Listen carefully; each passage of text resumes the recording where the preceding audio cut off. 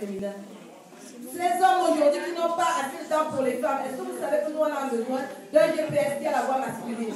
Tous les GPS ont des voix féminines. Et nous on est à côté de tout ça. Alors j'ai pensé, parce que je passe ma vie à gamberger, à me demander pourquoi la femme est si peu valorisée. Alors j'ai pensé à un GPS féminin qui saura nous faire l'état de plaisir aussi. Un GPS qui saura nous demander de se garer dans un coin et nous demander de leur montrer notre string. Montre-moi ton string, garde-toi.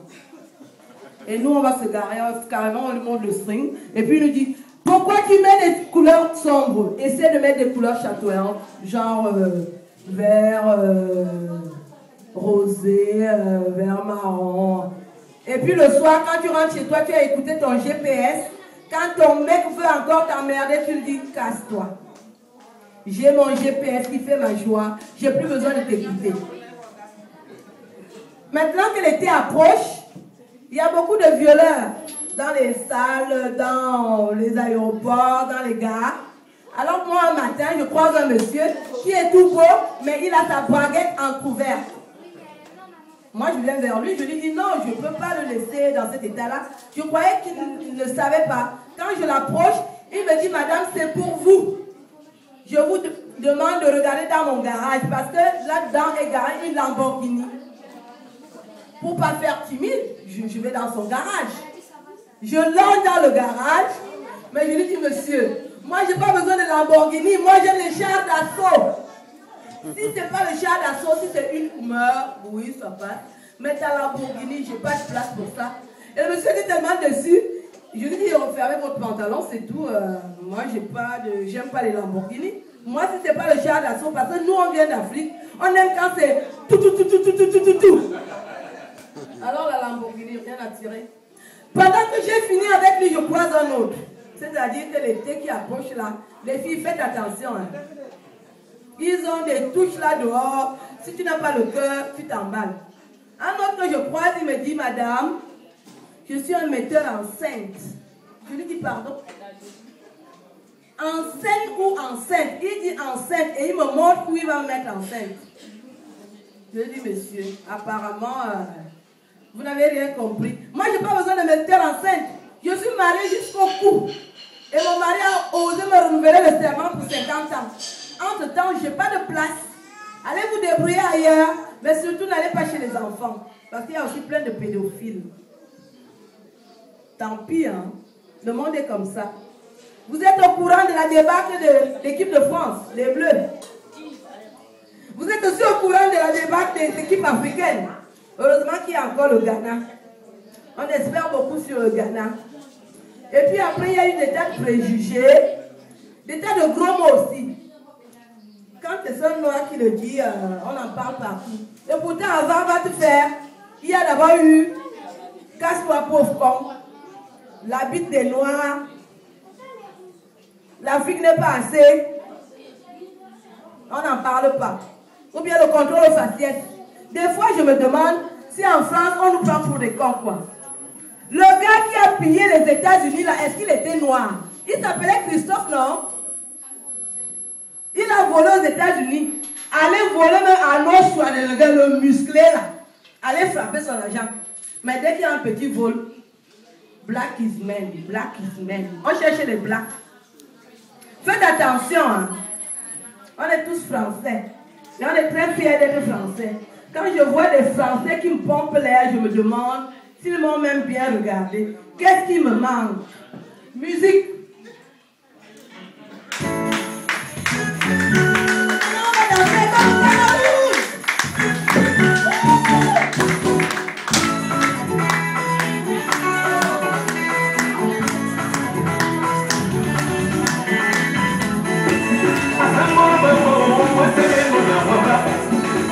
I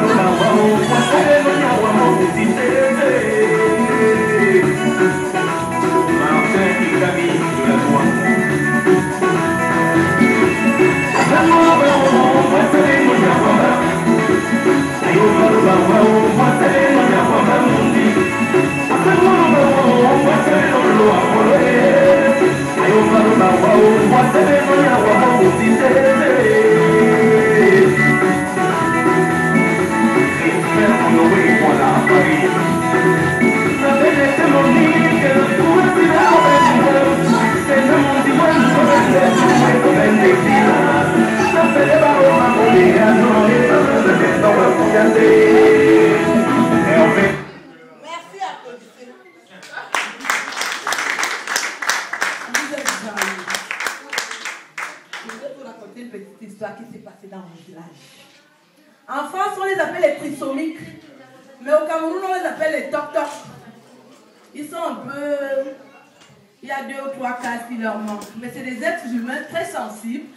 Alors, il y en avait un dans mon village qui malheureusement est décédé. Ils ne sont pas fous, hein. Il ne faut pas prendre les trisomiques pour des fous. C'est des gens qui ont une case en moins, mais c'est des êtres humains très sensibles, comme je vous le dis. Alors, celui de mon village, il était très sensible et très gentil.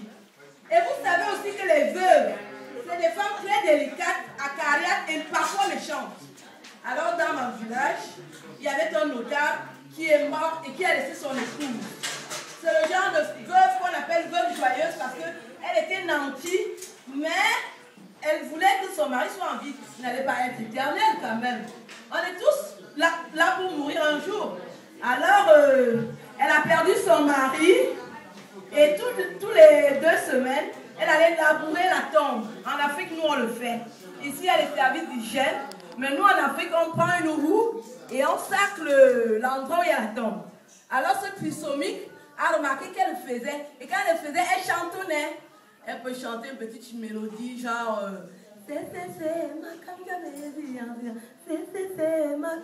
Alors, le trisomique l'approche. Il dit bonjour, maman.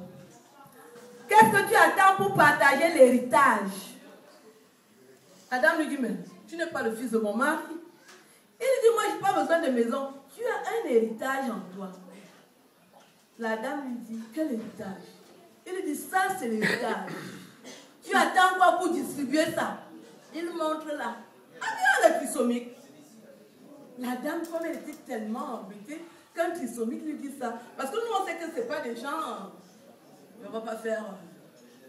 Non, ce n'est pas des gens normaux. Et la dame lui dit, hey, qu'est-ce que tu dis? Tu t'es trompé. Il dit non. Je te demande, tu attends quoi vous partager l'héritage? Ça fait 2 ans que tonton est mort. Tu viens labourer, je mange ça. La femme a commencé à pleurer.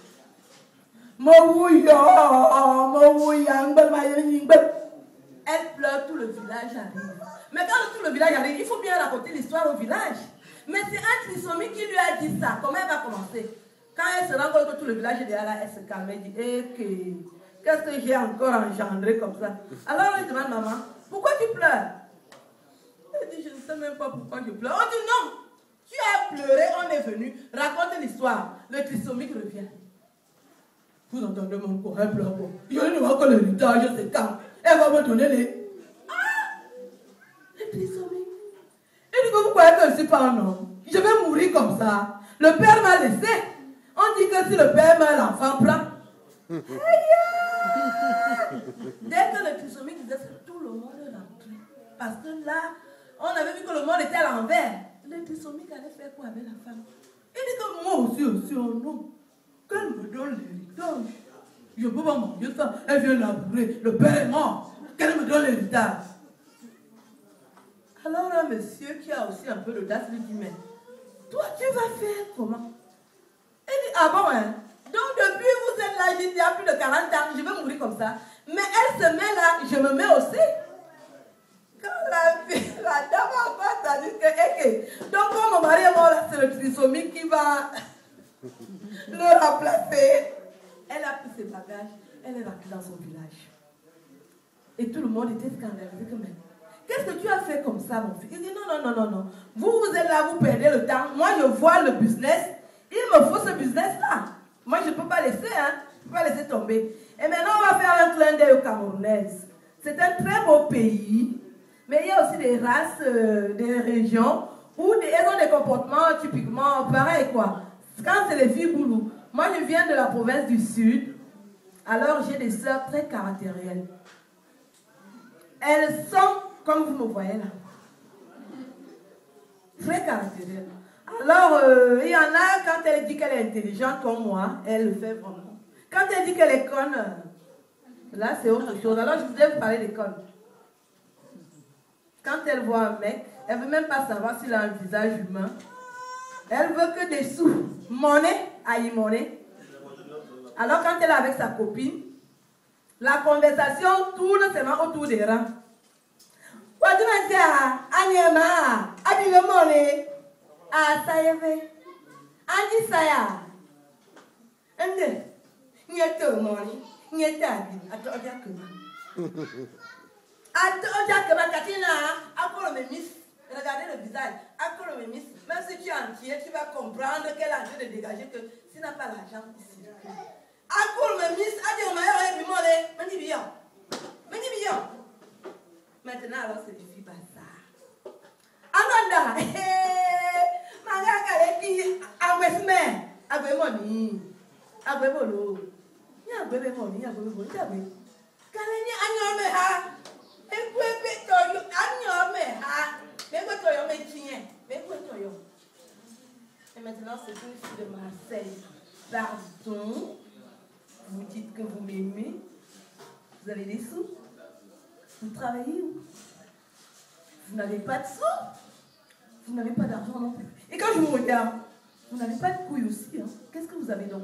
Vous n'avez pas d'argent, pas de couilles, rien du tout. Vous circulez. J'ai rien à taper. Vous circulez. Moi, je n'ai pas le temps. Je dois prendre mon TGV pour Marseille. Je n'ai pas le temps à perdre. Hein? Vous n'avez pas d'argent, pas de couilles, circulez. Point, c'est tout. Terminé. Alors, quand on est dans une très belle ville comme celle-ci, où on se rend compte que je ne vais pas faire timide et je ne vais pas non plus pratiquer la langue de bois, faites attention. Nous, on est dans les parages, on vous repère. Si ça continue, il y a des dispositions qui sont à prendre et on ne va pas hésiter à tirer dans le filet. J'en ai terminé. Merci. Au revoir.